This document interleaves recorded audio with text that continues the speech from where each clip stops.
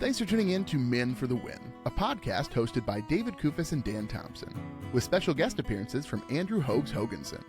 Three avid fans who appreciate well-played baseball, especially when it's done by the Minnesota Twins. Men for the Win is sponsored by the Grand Group with Edina Realty. Are you looking to purchase a new home in the Twin Cities area? Or perhaps you're trying to sell your current home?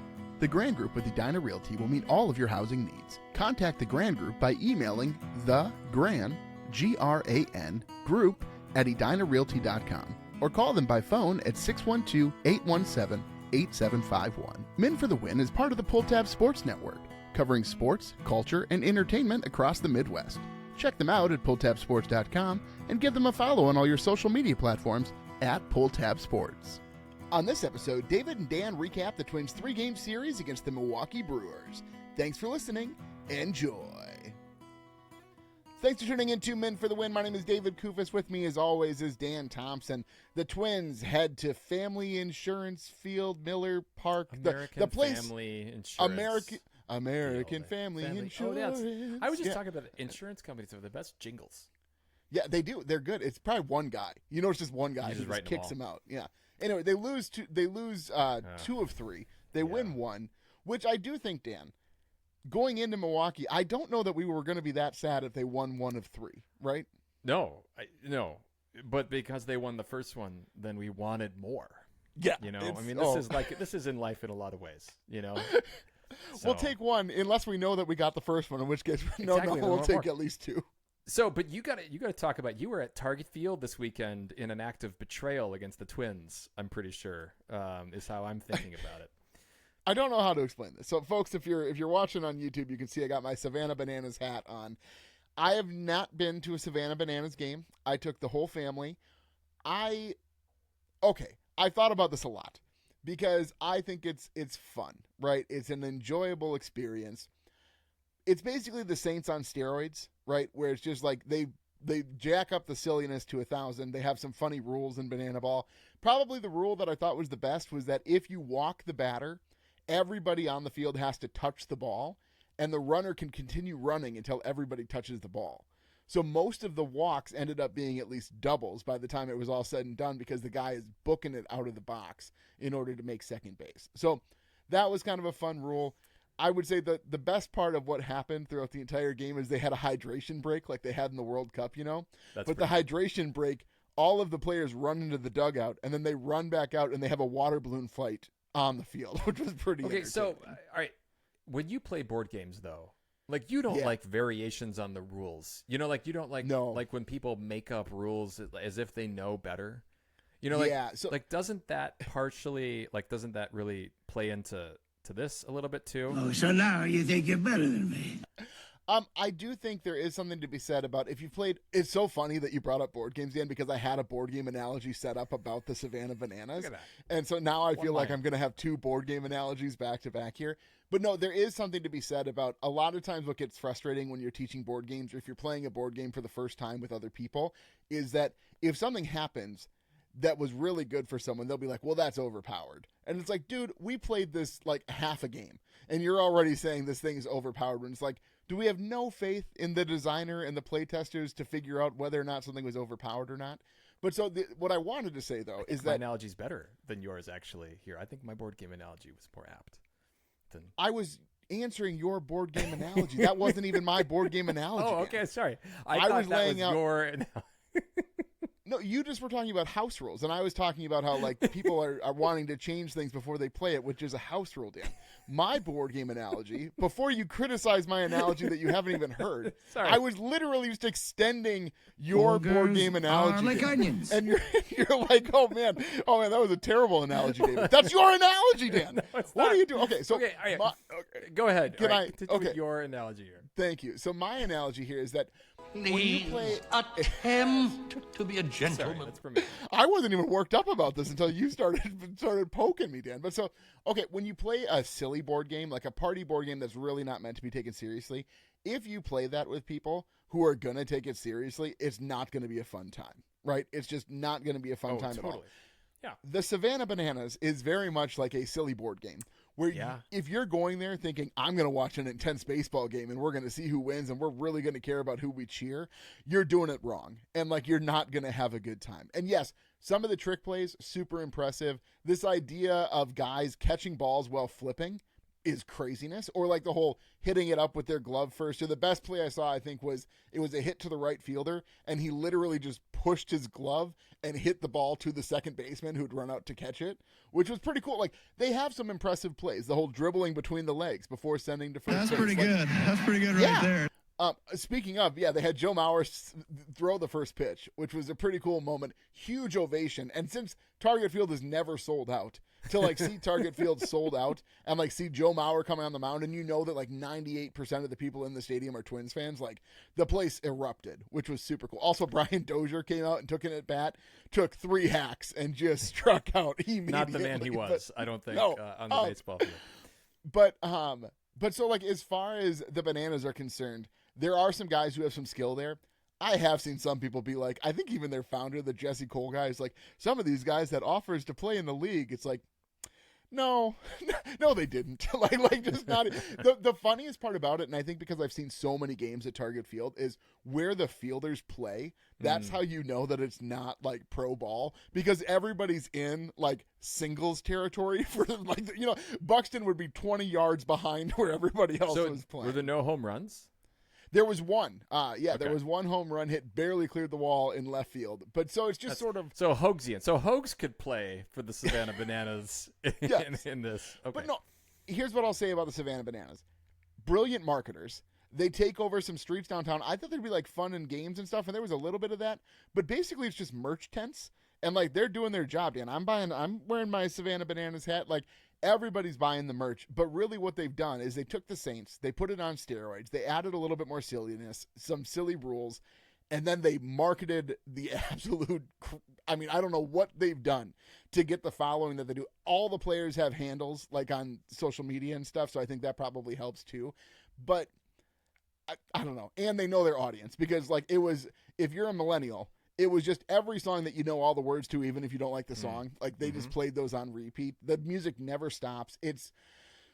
So yes, there's a lot going on. It's entertaining. What I'll say is, if you can get tickets at face value, it's worth a ticket. Do not, and I repeat, do not pay secondary prices, like secondary market prices, because I just don't think it's worth it. And I would say your kid should probably be at least 6. Because honestly, if they're younger than that, they're not going to get some of the silliness that's happening on the field. But I would say specifically like 8 to 14-year-old boys, that's where you would. That's when the one time I would probably make an exception and pay a little bit more than face value, because those boys, if they like sports, they're going to be in it. Dan Thompson. Are you not entertained? Like that. Like that's kind of what. Yes. Gladiator. That was a lot of Savannah, but that's as much Bananas talk as I think I can go for it, David. Can we get back to the team that we know and love here? Yes, let's go into the series recap, Dan. Series recap. Let's see. I get game 1 here. This, if you want entertainment. Game 1 was a very entertaining professional baseball game here. The Brewers get the first 4 in this one, and so it's not looking good for the Twins here. Jackson Chourio, that guy. Again, we keep running into Bobby Witt, Jose Ramirez, like these guys that I'm just kind of tired of seeing. It's a solo home run in the first, and the Brewers scraped together 3 runs in the second, largely because Royce Lewis is playing like his 8th position and charged the ball, missed it.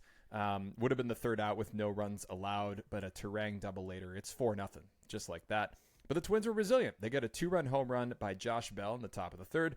And then top of the fourth, Kaelen Culpepper. See, buried by the Bananas here. Homers in his first major league hit, second at bat, to left center. Makes it 4-3. Caratini walks. Kreidler bunts for a single toward third. And then Austin Martin gets a hit, remarkably. He doubles, scoring Caratini to tie it. Kreidler's thrown out at home, but I liked the send there. And it's 4-4. Top of the fifth, Twins get 2 more to take the lead thanks to 4 consecutive singles to start the inning, including a great bunt up the middle. The weirdest bunt I've seen, like past the pitcher, who was falling off the other way. And so then that ties it up. And then followed by a blooping single by Keyshaw, and then a ground and a double play by Culpepper. So that scores a run too, though it's not an RBI. So it's 6-4.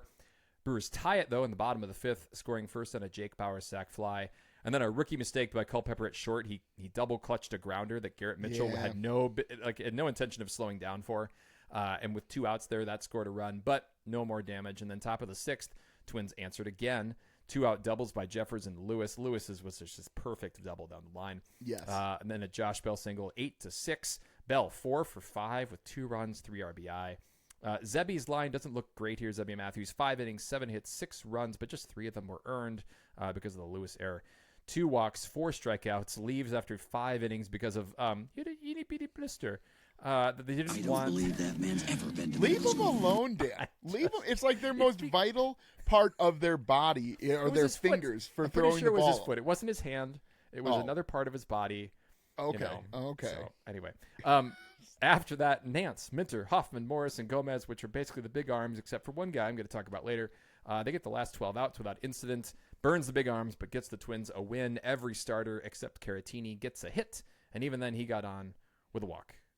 Yeah, it is funny that I saw all those arms go down, and I'm sort of thinking like, okay, I guess you'll have them for Sunday then against the Miz if it gets close. But then game 2, Dan, you wanted them in game 2. Why don't you walk us through game 2? Yeah, so the Brewers end up winning this one 4-3. Another really good game to watch and follow. Yes. Taj was in trouble just kind of a lot, and his pitch count was always kind of high. It felt like the Seattle series. Bottom of the first, Brewers load the bases with nobody out, and then Taj hits William Contreras that scores a run, but he gets the next 3 guys, so thankfully the damage is just the 1 run. Top of the second, and it was like this endemic of loading the bases here for the Twins. This time they did do some damage with 2 outs. Jeffers walked to bring it a run, and then Royce doubled to score 2, make it 3-1. Maybe this was the double down the line. I forget. But Royce was good in games 1 and 2 here. Games 1 and 2. Games 1 and 2 specifically, Dan. Yes. Make sure that we. Yes. Well, except for the bad. Anyway, we saw Royce in all of his colors, I think, in this one here. All the colors of Royce Lewis. There you go. Bottom of the fourth, the Brewers tied up with 3 singles and a walk. Again, more pitches here for Taj, so it's 3-3.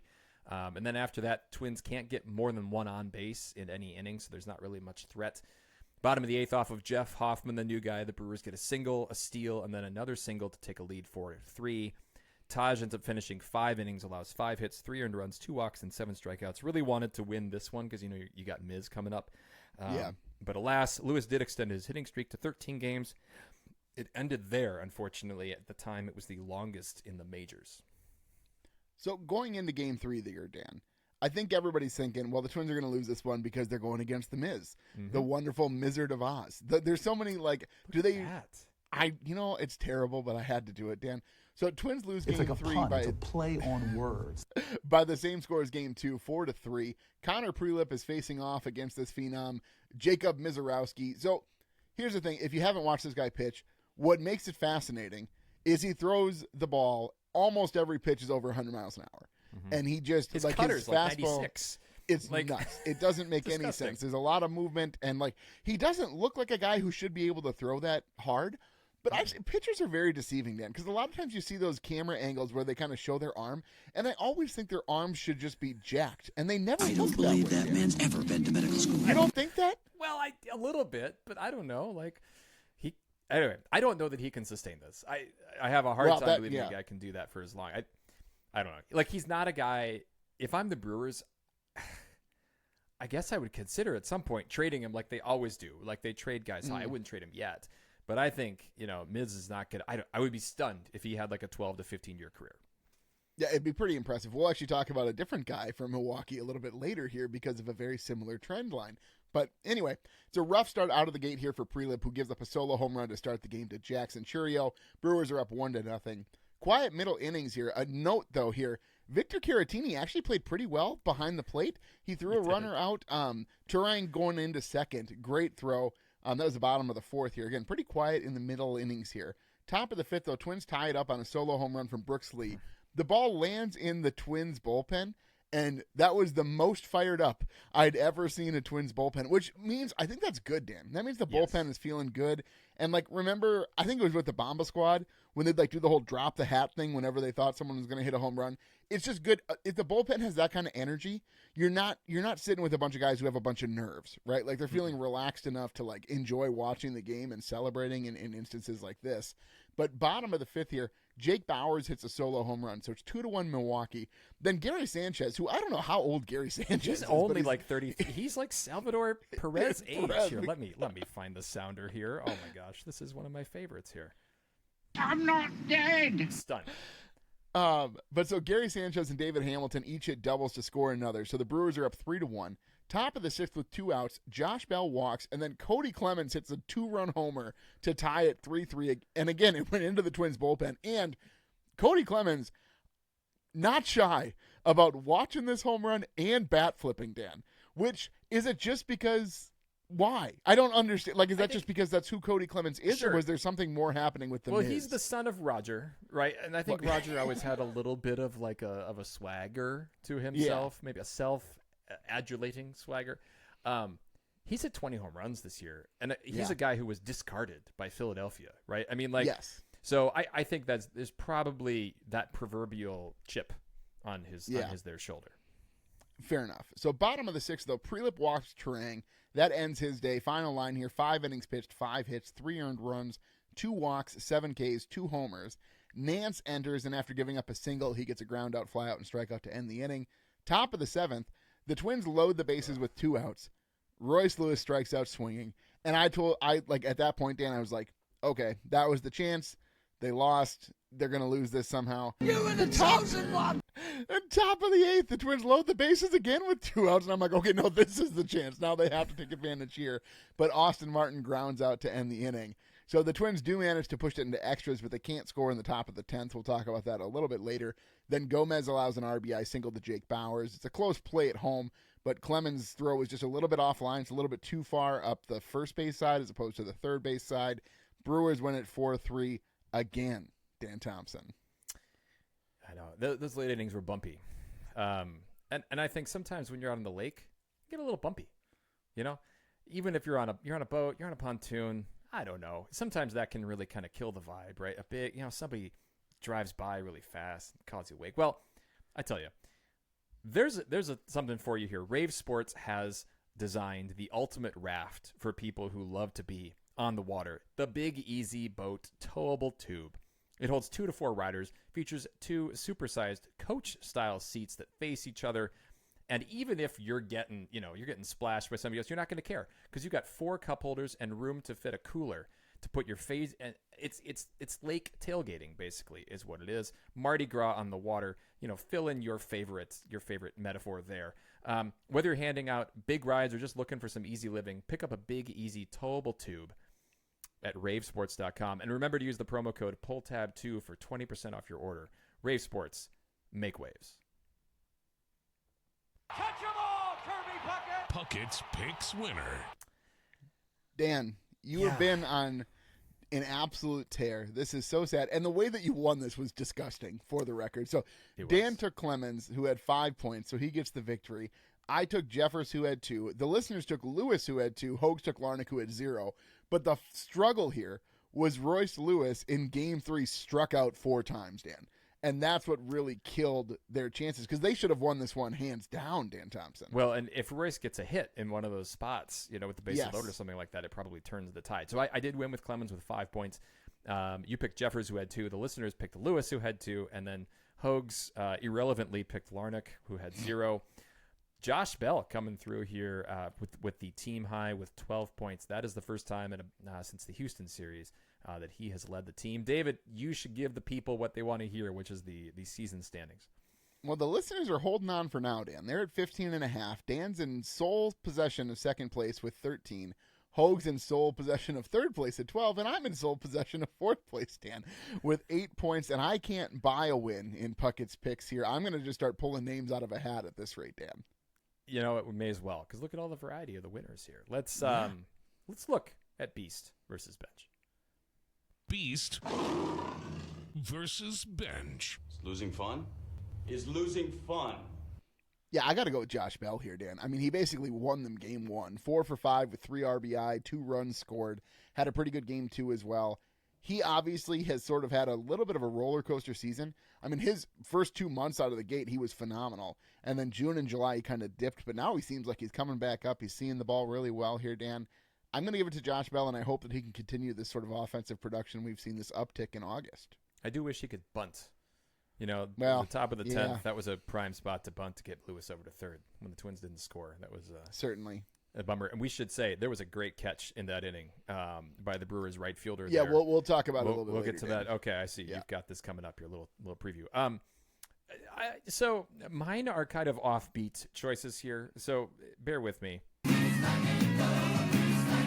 Kody Funderburk is now option 6, I think, in this bullpen.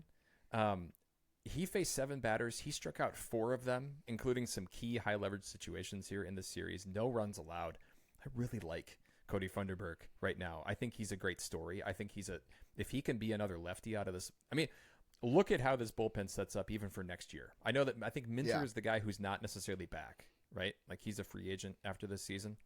I believe he's that guy. Because if they can have Funderburk as a lefty, kind of a guaranteed guy where they can kind of rely on him and maybe he becomes your high-leverage guy, I think that's a really good deal all in all for the Twins here. So I just love his development. He's a great story.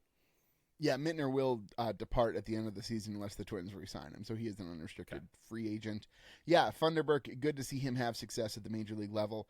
On my bench, I'm going to give it to Royce Lewis, but only in Game 3, and then the air in Game 1. I don't know how to do this, Dan. I'm cutting up and I'm like trying to give it different percentages in this pie chart about who is actually Royce Lewis on the bench versus when he's a beast because he did so well when he got those big hits. So I don't know. It's just Game 3, he had some opportunities to come through and he didn't come through. And again, you can be a liability in the field only if your offensive production outmatches your liability-ness. And so I'm going to go with I've heard it both ways. I'm going to go with Royce Lewis, but only in parts of the series, Dan. Yeah, so this is a guy that you have been singing the praises of here. I have magic hair that glows when I sing. I am so tired of Luke Keeschall challenging pitches. And so I finally went and got the data, David, and so you can see it there. So Baseball Savant has been tracking this, and it's fantastic. So the guy who has challenged more as a batter, as more pitches than anyone else in the Twins team is Luke Keeschall, right? The guy is, he's like 25, 22. He's not an old guy. He's not a veteran. Nobody classify him as a veteran. Making up numbers here. Well, he's like 30 or 22 or He's 27 or 22 or 21. But he's 11 and 12 on these challenges, which is not the worst rate on the team. So good old James Outman was 0 for 3 before he left. Matt Walker I kind of forgot he was on the team this 1 season. For 6. And then Cody Clemens actually has not been good at this. He's 5 for 16 in challenges. But Luke needs to stop. He just doesn't have a good eye. He does not have a good eye at the plate for the strike zone. Okay, Are you going to defend him? Say, like, what are you No, going to not do? really. Okay. But right. because this is what I think is so funny about you bringing this up in this episode is that in this series, specifically in Game 3 here, he had multiple pitches that were called strikes that were balls. And I think he was very explicitly told, you can't challenge anymore. Right. And so he didn't and he actually got a couple of hits. I think it was Game 2 where he had a bunch of bad calls go against him. And then he got hits with 2 strikes, which is pretty impressive. But so I think he was like, guys, you got to let me challenge those. Those were clearly balls. And so they're like, okay, Luke, you can go ahead and challenge. And then as soon as I said you can challenge again, he started challenging stuff that shouldn't be challenged. Dan. They need to explain to him that the 2 challenges are not per individual. That's for the whole team, Luke. Not everybody gets 2. I don't know. That was annoying. For the record, since we're talking about it, the best on the team by percentage is Trevor Larnach. He's 7 for 12. Brooks Lee is only 3 for 5. He's only challenged 5 times all year. Ryan Jeffers, 7 for 10. Austin Martin, 10 for 19, which actually is interesting because Austin Martin is the second most challenges in the team, and he's been better. But I just think it's interesting that the young guys like him and Keeschall are getting the chance. They have license to do it. Okay, just a quick aside here about challenge stats. It really bothers me that it puts the lost on there. It doesn't matter. Just give me the 1 versus total and the percentage. Yep. I hate it because the way that they give it on the Chiron on the screen, they give total challenges and then 1 and lost, and they don't even give the percentage. It's like nobody.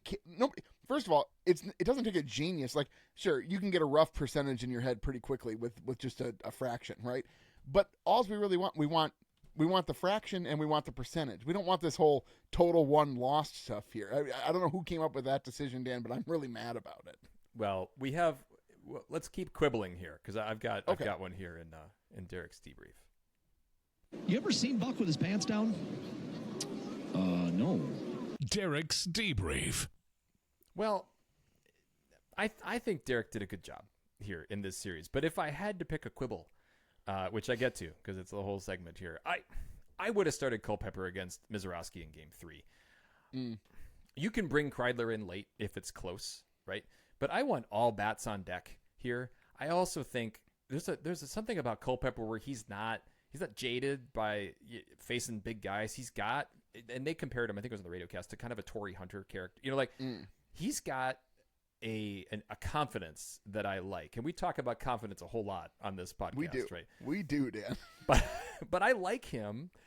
Let him face the 100 miles an hour and let's see what happens, right? We're not talking about we're not talking like Kreidler's a top 5 hitter in the lineup. He's on the bottom of the lineup. I just would have gone with Culpepper here. But that said, that's a minor quibble with what Derek handled in this series. Yeah, I'm just going to praise Derek here. I think he made every right move at every right time. The only time that I think it was a little bit rough is when he had Austin Martin bunting here in this game, or attempting to. Austin Martin needs to get the bunt down. Well, no, this is what I'm saying is that I don't think he had any other options here as far as who we could put in to bunt at that point. But Austin Martin has never been a good bunter. Like in all of the times he's been asked to bunt, he hasn't been able to do it successfully. And so, that's not true. I'm sure he's been successful before, but it just feels like the vibe is that he's not good at bunting. And so I can't hold that against Derek. But I do think that as far as the pitching changes, when you pulled guys and whatnot, phenomenal management here. And I do think that, like, at the beginning of the season, there's no expectations for this team.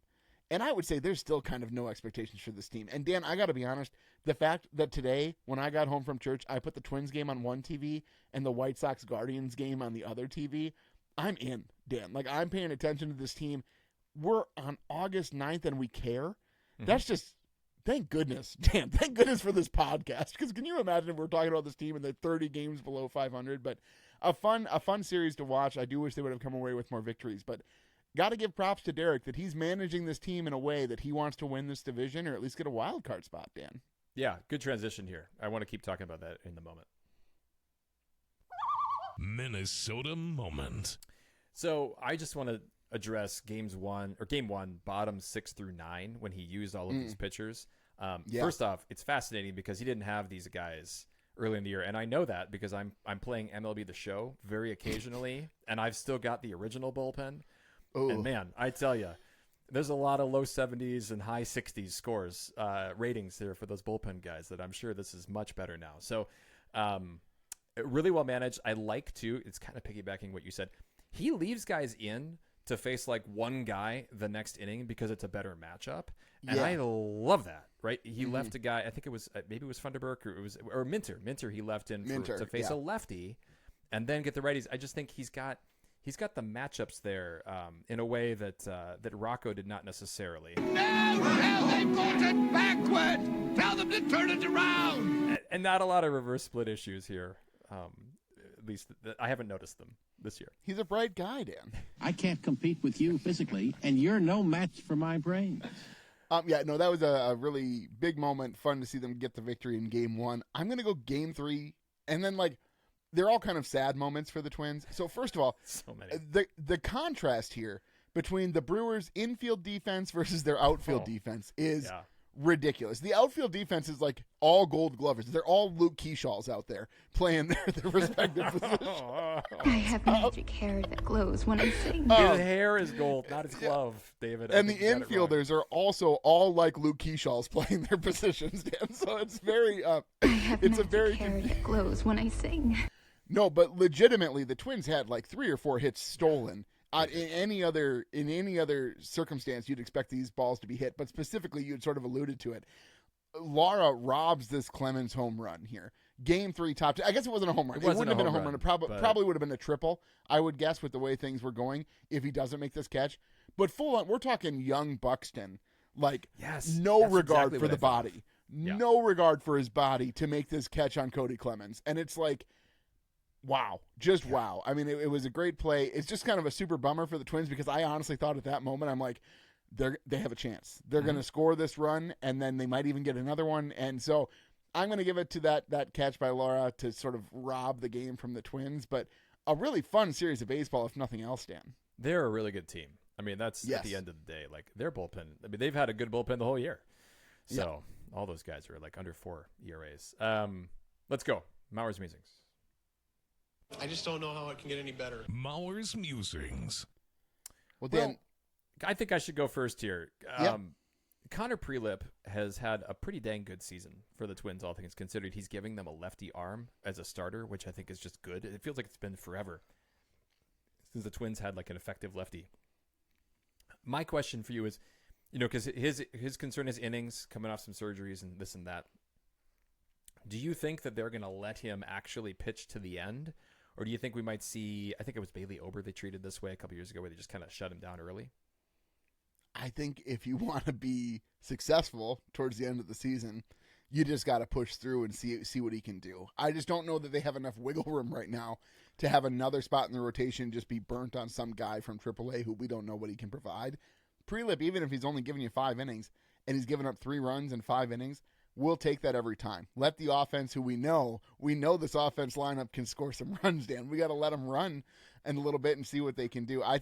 I hope they continue to let him pitch. Obviously, I don't want him to get injured, though, also. So I know there's a balance here.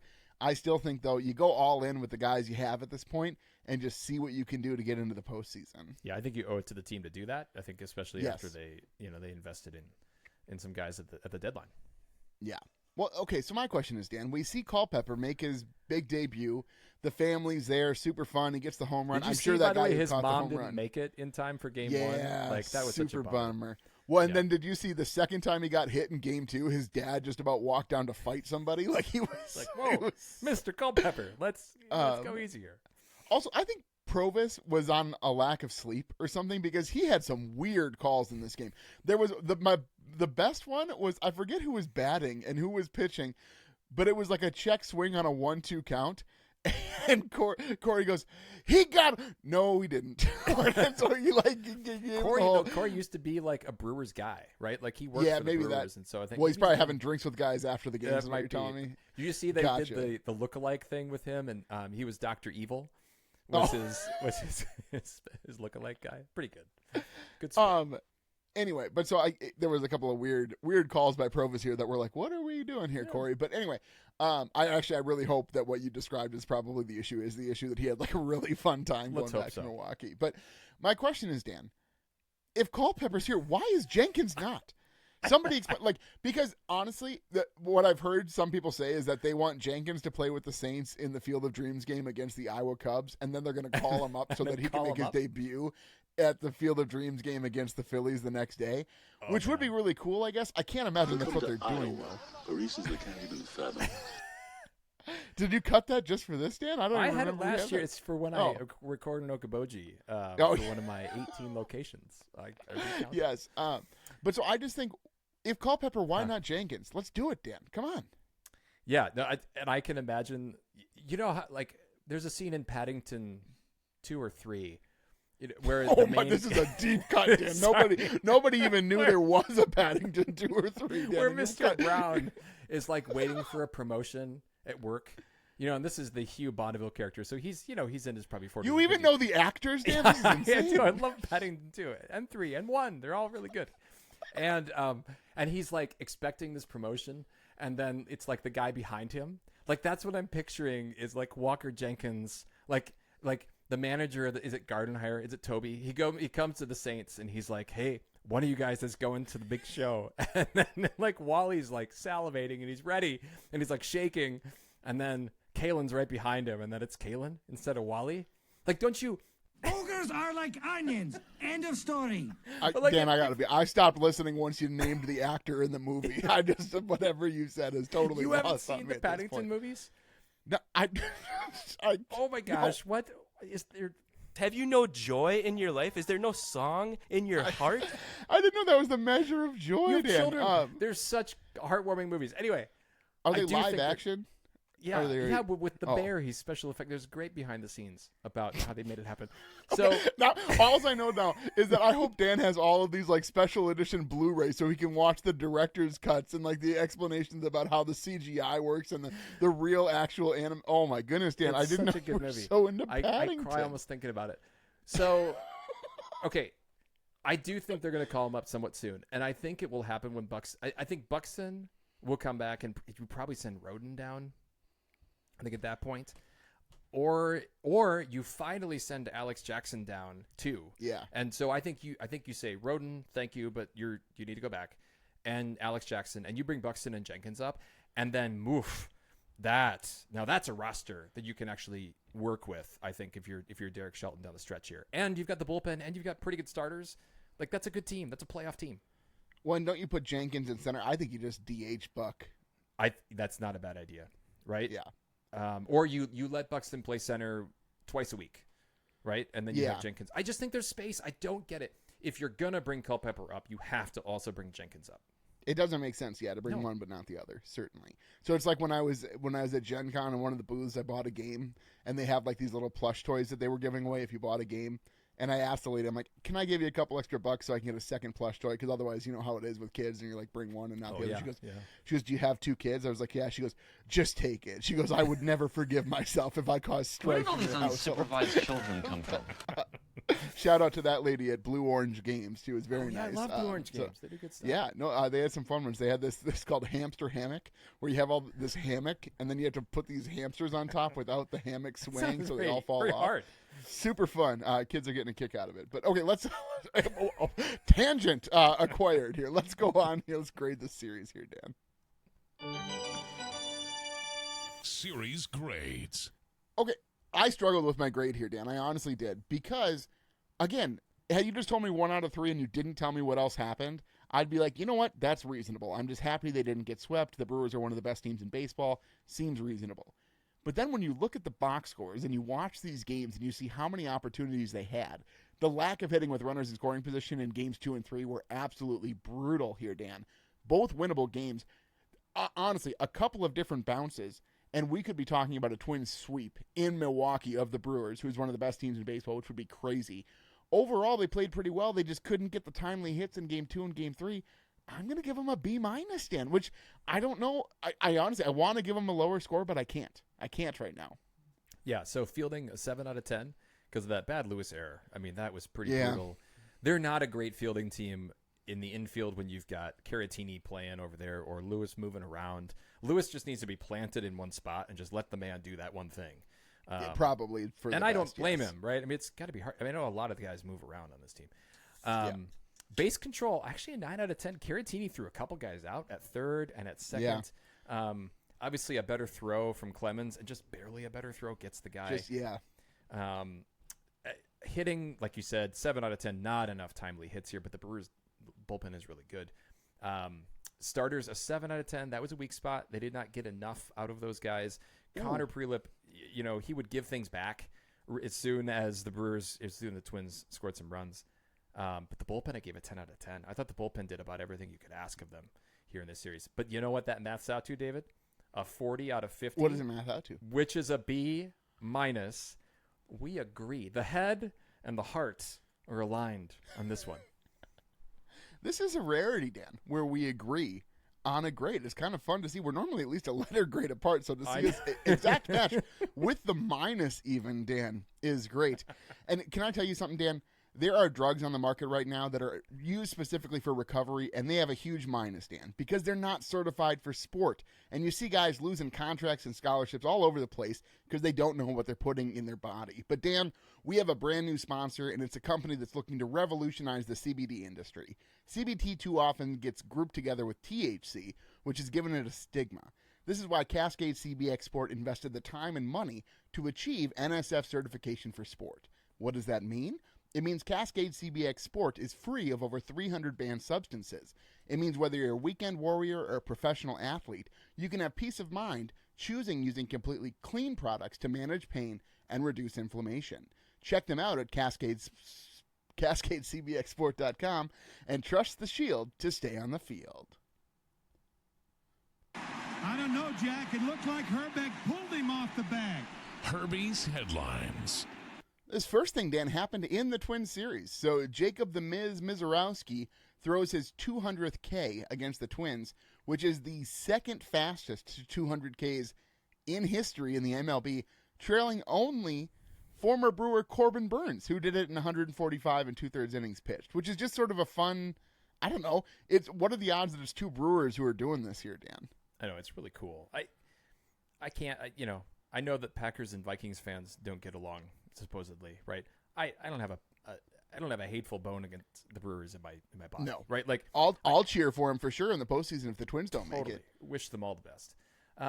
You also mentioned Max Scherzer passed Walter Johnson for sole possession of 10th place on the all-time strikeouts list. He's got 18 to catch Gaylord Perry and 38 to catch Verlander. So they're definitely guys. And again, I said earlier, Mizorowski, I don't think he's going to pitch long. I hope he does, right? I hope he has a wonderful career. And maybe he'll have to change the way that he pitches at some point. Become one of them crafty veterans. Dan. Exactly. Creative. We're trying to use the word creative more on the podcast. Yeah. And then this was funny. So the White Sox against the Guardians, actually, they were forced to pull their starting pitcher in the first inning because basically they did consecutive mound visits, and you're not allowed to do that, or 2 in the same inning. And so they had to go without their starting pitcher after the first inning. They ended up losing the game 8-2, but that's a big series to make a managerial mistake there. So that was a bit of a bummer for the White Sox. Probably shaped the way the rest of the series went. Certainly, Dan. Okay, well, let's go ahead. Let's make our picks here for the upcoming Orioles series, which the Twins desperately need to take 2 of 3. And we'll see you tomorrow night. Puckett's picks. The listeners are going to stick with Lewis, which makes a lot of sense. Hogs picks next. He's going to take Jeffers. I pick third, and honestly, I'm struggling a little bit here. I kind of think Clemens is probably the logical pick. I don't know. Larnach just didn't get a ton of playing time this series, so maybe he'll be in the lineup more, if there's more righties here on the mound. But I just, Dan, this is a heart over head situation. I can see what you're going to do. I'm going to go with Culpepper. I just want to see him be successful. Brooks Lee, I think, would be a good pick, too. I think there are guys to pick. I just want to see Culpepper at Target Field. I don't think I'm going to get to go. Well, maybe for Take the Kids, but that's going to be terrible. So I don't know. We'll have to see. I have to figure out a way, Dan, because I want to see Kaelen Culpepper in person. But my goodness, I hope he has a big series. So I'm going to go with Culpepper. Go with my heart here. Go with Brooks Lee. And the reason is that he is named after Brooks Robinson, who played for the Orioles, and they're playing the Orioles. And so, therefore, he is the logical choice. Yes, so we should give a quick standings update as well. So the Twins are 3.5 back from the White Sox, who currently lead the AL Central. They're 2 games back in the wild card. It is the top of the 6th, though, in the White Sox-Cleveland game as we're recording this here. And the White Sox are up 5-2. So the Twins are likely going to be 4 games back by the end of that game. But, Dan, still a lot of baseball to be played, and I'm just hoping that this Twins team can sort of turn it around. We got to win a couple series here. Let's hope so. Hey, important baseball in August, that's all we kind of wanted. Certainly. All right, I'm going to send us out here, David. Folks, if you like what you hear, please tell a friend. You can follow us on X at Min for the Win and find our Min for the Win Facebook and Instagram pages. Make sure you subscribe to the podcast on your favorite platform so you're notified when new episodes are available. And if you could leave us a rating or a like, we'd greatly appreciate it. If you'd like to support the show further, you can follow us on Patreon. Link is in the description. Thank you for listening, and as always, go Twins!